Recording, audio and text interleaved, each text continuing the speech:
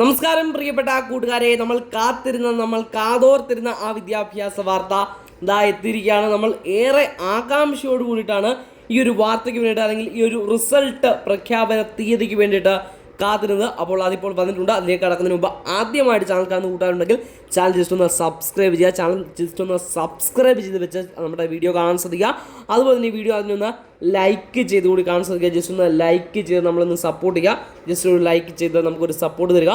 അപ്പോൾ ഏറ്റവും ലേറ്റസ്റ്റ് ആയിട്ട് ഇപ്പോൾ പുറത്തു വന്നിരിക്കുന്നത് SSLC +2 വിദ്യാർത്ഥികളെ പരീക്ഷാ റിസൾട്ട് പ്രഖ്യാപിക്കുന്ന തീയതികളെ സംബന്ധിച്ചുള്ള വിവരമാണ് ഇപ്പോൾ പുറത്തു വരുന്നത്.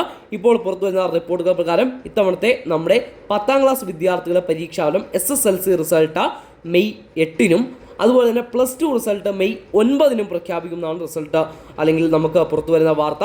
അതായത് SSLC മെയ് 8, +2 മെയ് 9. ഇങ്ങനെയാണ് ഇപ്പോൾ പുറത്തു വരുന്ന അപ്ഡേറ്റ്. ഈ ഒരു അപ്ഡേറ്റ് ഷെയർ ചെയ്യുന്നു, അറിയാത്തവരിലേക്ക് പാസ് ചെയ്യുക.